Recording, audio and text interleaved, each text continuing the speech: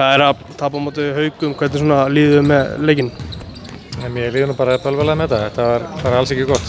Við fannst við byrja leikinn ágætlega og við vorum svona að skapa okkur góð færi, við vorum að missa svona lay-up og opnið þriggjastaskot og svona því miður á hans mér strákarnir svona láta ná svolítið til sín þegar það gekk ekki upp og við fengum körfur á okkur tilbaka og við bara brotnuðum alltaf snemma. Bara alltaf fljótt.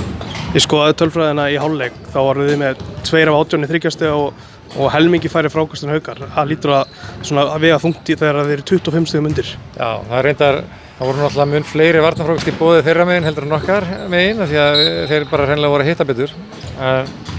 En á því sögðu þá var það rétt, það bara sást fyrir tölfræðahætti sem benda til þess hvort liðið er að berjast meira voru allir þeim í vil og það er slæmt. Það er svona, hvað ég ekki segja að ég hef verið staðarbúnaður íþróttamann að allavega mæta með baráttuna og við gerum það ekki hér.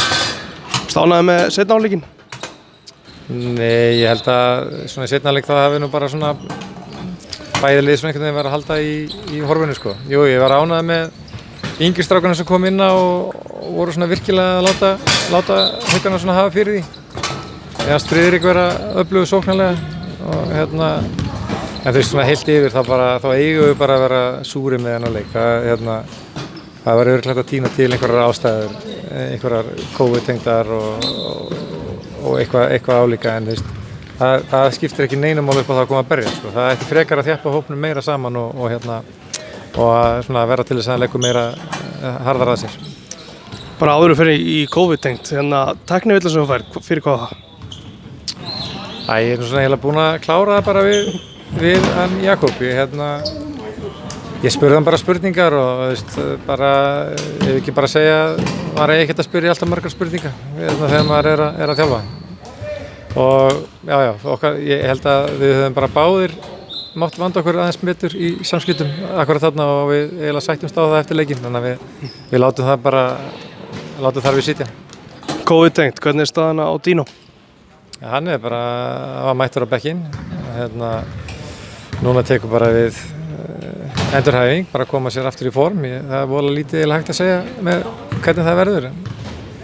En þú veist, hann er leikstjórnandinn okkar og við okkur hlakkar til að fá hann, en þetta er dýrmæt reynsla fyrir þessa ungu bakverði. Við erum svolítið í þessu, þú veist, að stóru leyti til þess að gefa svona strákum tækifæri, eins og Frikka og Ingimundi og fleiri strákum og þeir verða bara að skemmta sér við að fylla í þetta skarð meðan Dino verður að ná sér.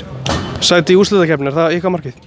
Já, það er svona þar sem við höfum fókusinn sko. Við eigum núna, held ég sé að fara með rétt mál, einn leik eftir í þessari umferð á móti Selfossi. Mjög erfiður leikur. Ef við náum að klára hann, þá erum við náum að klára alla leiki nema á móti þessum 3 liðum sem að fyrirfram voru svona áætluð í topp 3. Og mér fannst við eiga möguleika á útivelli á móti bæði Hetti og Sindra. Þannig að þegar við erum í lagi þá erum við alveg fínir og við bara verðum að reyna að verða oftar þannig. Loka spurning, hvernig fer Haukar á móti Hetti á föstudaginn? Helviti, þetta er erfiður maður. Hvað, er þetta fyrir austan? Þetta er hér. Þetta er hér? Ég vil ekki segja að Haukar hafa þetta með einu. Takk fyrir þetta. Í framlengingu.